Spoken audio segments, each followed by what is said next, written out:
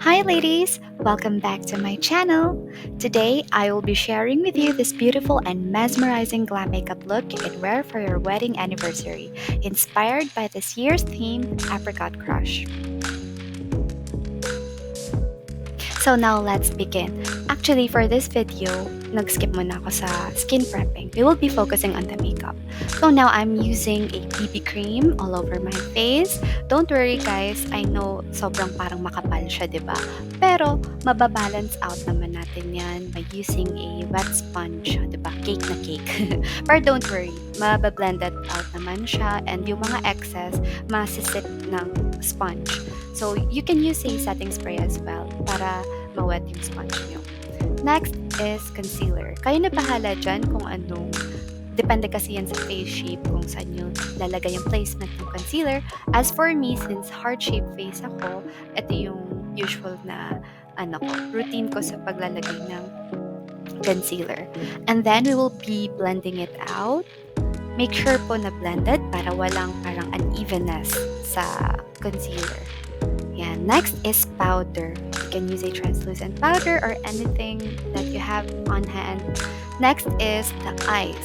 So dito po, gusto ko lang maglagay tayo ng parang peach, very very soft peach color para lang magkaroon ng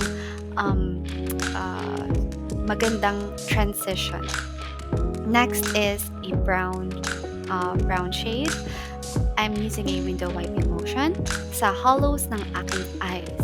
Make sure po na para hindi masyadong droopy yung eyes, depende sa eye shape, make sure po na parang kind of like upturned yung paglalagay nyo. Just like so sa video. And then, make sure pala na iba-blend yun ng maayos. I know it's a very tedious work, that's why just take your time and enjoy the process. Next is, naglalagay pa ako ng concealer para magkaroon tayo ng cut crease. Yan. Para mas ma-emphasize yung ilalagay nating shimmer and glitter later. Yan. So, ngayon po, naglalagay na ako ng star of the show, which is kind of like a, what do you call this? Like a gold, peach na gold shade. Shimmer. Yan. So, lalagay lang natin all over the lids. Kasi itong theme na to, sobrang na-inspired ako sa sunset. Gusto ko i-mimic yung ganon through this eye makeup look. Yan.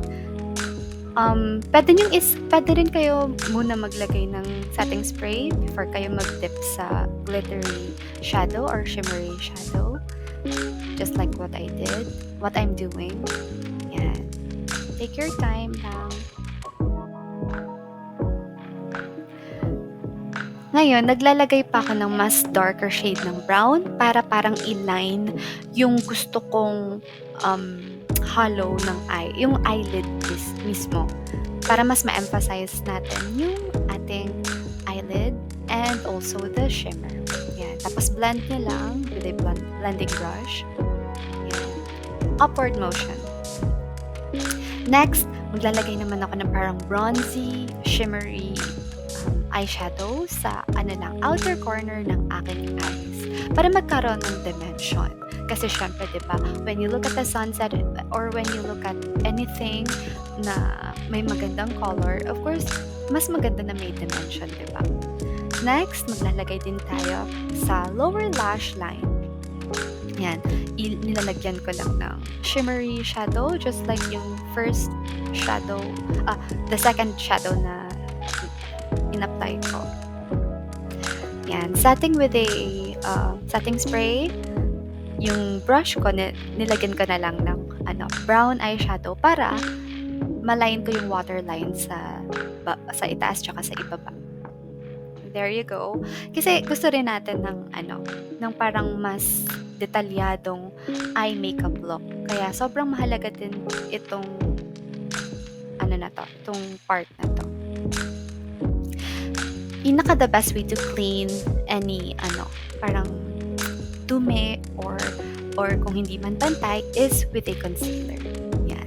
Tapos blend nyo lang with a sponge para malinis. Then, you can add more shade sa lower lash line. Next, sa kilay naman.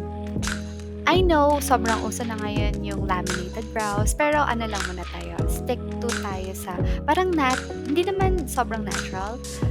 It's like glam, glammy na eyebrow makeup. Kaya ang ginagamit ko ngayon is yung parang pen to mimic the hair-like strokes. Pero at the same time, gusto pa rin natin ipakita na naka-makeup tayo, diba? So, that's what I'm doing. Next is the blush. Dito, placement ng blush, since heart-shaped face ako, dun ako mag-start sa high points ng aking cheekbones. Then, saka pababa. Yan. Hindi ako mapala-contour actually sa sides ng face ko. Mas prefer ko ang blush. Kasi gusto ko ng glow from within look. Hindi ako masyadong shadow. Yan. Next, I'll be using a parang taupe eyeshadow to line my nose. Yan, kailangan kunwari high nose bridge tayo dito. Mas maganda siya sa makeup actually. If you're planning for a photo shoot, you can add more kasi any flashes sa camera nyo, parang it will wash out your face. So that's what I'm doing here. Yan. Pati shadow sa Filtrum, nilalagyan ko din. Next is applying a shimmer or highlighter sa Cupid's bow. Sa chin, hindi na tayo maglalagay kasi nakaka-oily tingnan. Yan. Sa tip ng nose and nose bridge, maglalagay tayo ng shimmer.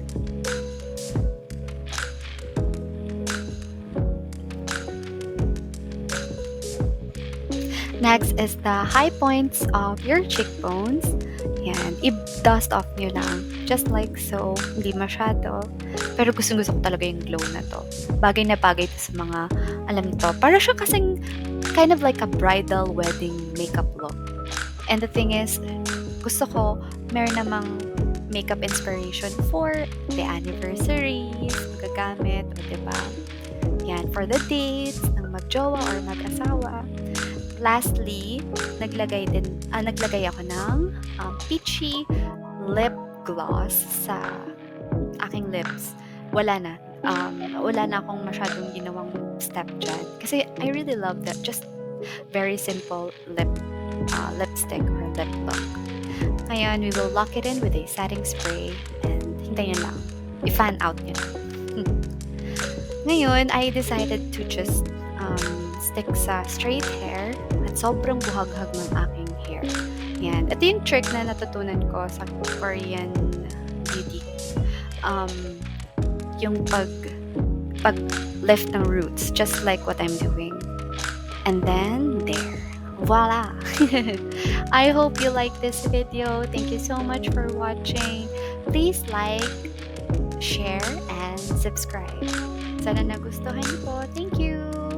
Bye-bye!